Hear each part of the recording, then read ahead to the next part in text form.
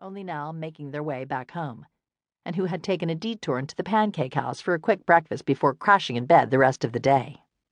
A man sitting alone at a table held up a copy of the Fort Worth Star-Telegram. The front page headline read, FWPD nets the Tunabomber. An absurd name, one slapped on the bomber after the explosives he planted in a mall food court sent up a shower of pizza crusts, Chinese noodles, and tuna salad, some of which had ended up in my hair. Under the headline was a photo of the bomber apparently taken from a high school yearbook.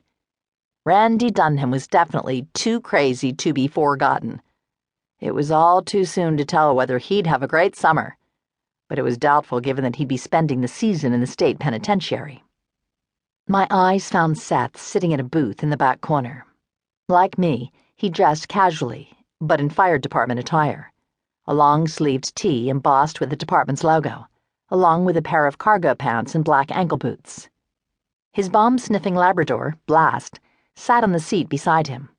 With their square jaws and short blonde hair, the pair looked about as alike as two different species possibly could.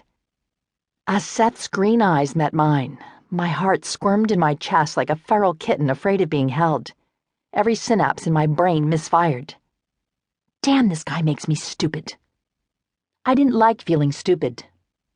Forcing myself to appear nonchalant, I weaved my way through the tables, leading Brigit by her leash. Blast stood as we approached, his tail wagging vigorously, slapping the vinyl of the booth with a whap, whap, whap. Seth stood too, though his tail remained motionless. My gaze dropped from his eyes and ran down over his soft lips to the cleft in his chin. The odd urge to reach out and touch it struck me, just like it always did. "Thanks for coming," he said softly. His eyes played over my long, dark hair. Though I often wore it up in a twist or ponytail, I left it down this morning, not because I knew he liked it that way and wanted to torture him or anything like that. Okay, maybe that was why. "You saved my life last night," I reminded him. What kind of woman would refuse to meet with the man who'd rescued her, even if he'd once cruelly broken her heart? A dark shadow played across his face. "Is that the only reason you came?" No, I thought. I suppose I could lie to Seth, but I had never been much good at that. Still, if he thought I was going to welcome him back with open arms, he had another thing coming. Rather than answer, I gestured for Brigit to hop up onto the seat and slid in after her. The waitress appeared with menus. "Coffee?" "Please," I replied. Seth merely nodded. When the waitress left to retrieve mugs and a coffee pot, I opened my menu and pretended to peruse it, afraid to look directly at Seth lest my eyes betray me. I didn't want him to see how thrilled I was he'd asked to meet me, how bad I hoped he might want to resume our budding relationship and see where it might take us.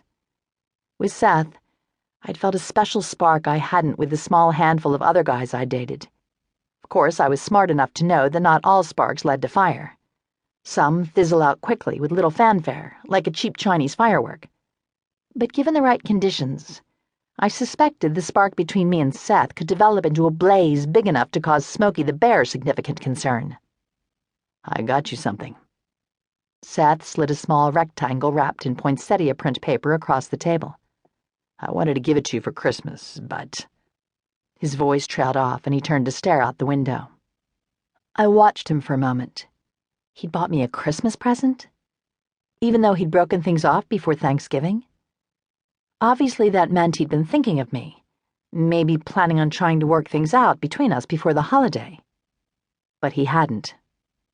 I wondered what had stopped him. Given the sentence he'd left unfinished, Seth didn't seem inclined to provide an explanation. Maybe he couldn't. Men weren't exactly known for being in touch with their feelings. I'm not sure they knew why they did anything.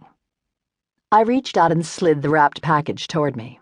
There was no bow on it, but men weren't exactly known for their gift-wrapping skills either. Besides, it was the thought that counts, right? Carefully sliding a finger under the tape at one end, I pulled the paper off. I'd expected something typical, like perfume or a nice pair of gloves or jewelry. But instead, there was a book inside, the latest offering from David Sedaris in hardback, an autographed copy no less. No one, not even my parents, had ever bought me a more perfect gift.